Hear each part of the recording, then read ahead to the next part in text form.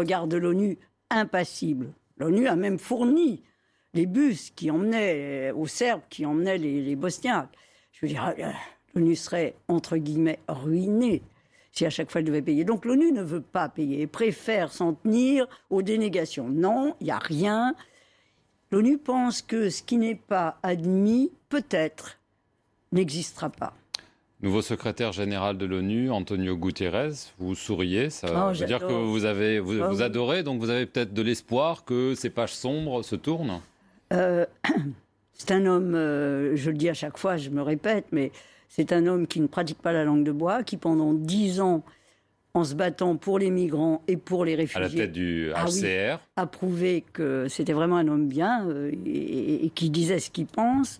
La seule chose qui me fait peur, c'est qu'il va devoir faire face à 193 pays, donc 193 patrons. Mission impossible. Et si on va par là, les 5 membres permanents du Conseil de sécurité, on va encore rétrécir la Russie et les États-Unis. Donc, est-ce qu'il va pouvoir changer quelque chose face à des pays qui n'ont pas du tout envie que ça change? Je ne crois pas.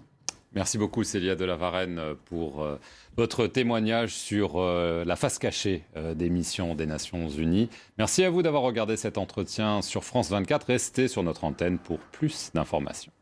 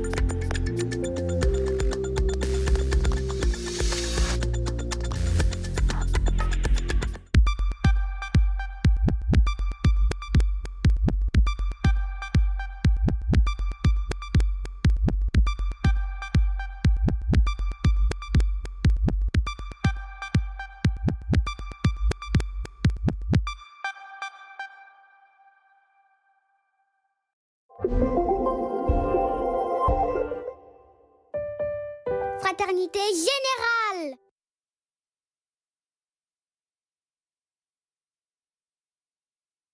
Fraternité. Elle peut être là où on ne l'attend pas. Anodine, difficile, naturelle. On est souvent libre de ses choix. On peut construire une merveille. On peut redonner le sourire aux gens et s'ouvrir au monde. Elle est là pour nous aider. Elle est là pour nous sauver. La fraternité est quelque chose qu'on peut expliquer. Je suis fraternité, nous sommes fraternité.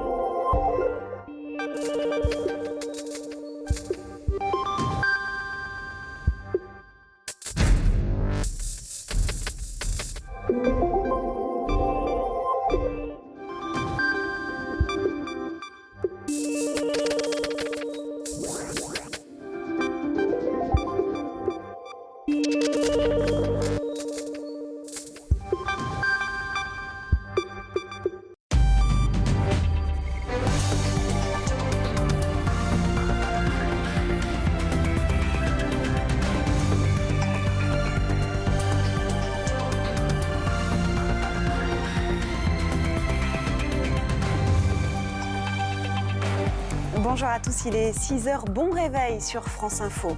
À la une de ce dimanche 6 novembre, plus de 300 000 spectateurs attendus au Sables d'Olonne pour le départ du Vendée Globe. C'est tout à l'heure à 13h. Nous avons rencontré 2 marins pleins d'envie avant leur tour du monde en solitaire. Donald Trump, évacué par la sécurité lors de son meeting dans le Nevada, un homme armé avait été signalé dans la foule, mais aucune arme n'a été trouvée. Nous serons sur place dans un instant. Et puis, comment bien manger en respectant l'environnement? Salon bio, rencontre de l'alimentation durable, les événements sont nombreux en ce moment. On vous donne des conseils à la fin de ce journal. Ils ont donc passé leur dernière nuit sur Terre. Les 29 skippers du Vendée Globe vont s'élancer des Sables d'Olonne dans un peu moins de 5 heures maintenant. Certains sont habitués, comme Vincent Rioux. Pour d'autres, eh bien, c'est une première, comme Stéphane Le Diraison. Grégory Naboulet a rencontré les 2 marins.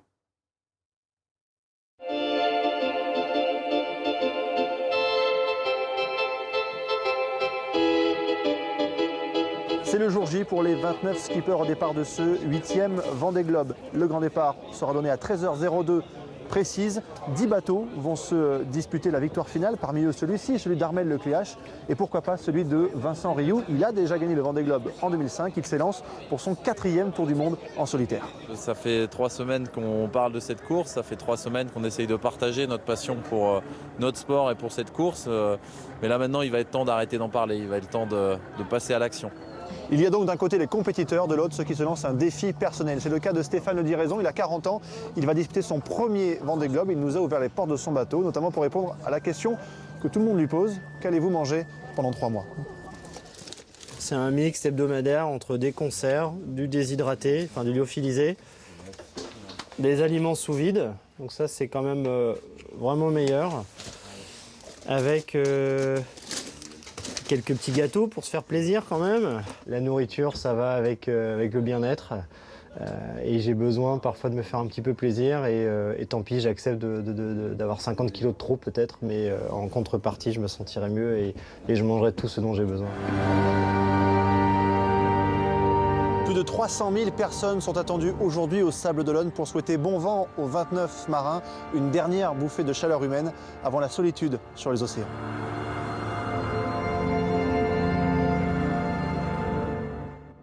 Et nous vous proposons une édition spéciale à partir de 9h40 sur ce départ du Vendée Globe.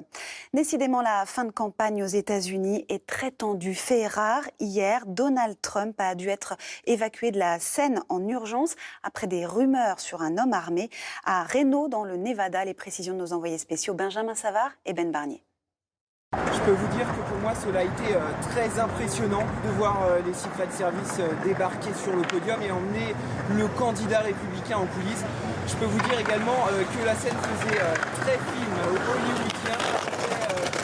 Le journaliste américain n'était pas surpris que cela se passe à Reno. Et je les cite, c'est le Nevada, c'est comme ça. Il faut savoir qu'actuellement, les 2 candidats, tant Hillary Clinton que Donald Trump, bénéficient de la même protection que l'actuel président Barack Obama. Concernant l'enquête, pour l'instant, il n'y a qu'une seule communication, celle des Secret Service. Ils ont indiqué qu'un homme avait crié « arme » au milieu d'un mouvement de foule. L'homme a été immédiatement interpellé après une fouille complète de aucune arme n'a été trouvée. Une enquête est en cours, bien sûr, ici à Reno, dans le Nevada, pour établir les circonstances exactes de l'incident. Et vous l'avez remarqué, nous avons eu quelques problèmes de son avec cette liaison aux États-Unis. De son côté, Hillary Clinton fait défiler les stars et les fait chanter même après Beyoncé et Jay-Z dans l'Ohio. Hier, c'était au tour de la chanteuse Katy Perry de se promouvoir sur scène en Pennsylvanie. Tous les moyens sont bons pour mobiliser les électeurs à 2 jours du résultat maintenant. Des milliers de Kurdes dans les rues partout en Europe contre la répression du président turc. Ils étaient 2000 hier à Paris après l'arrestation de journalistes hier et de leaders pro-kurdes vendredi. Leur message: stopper la dictature.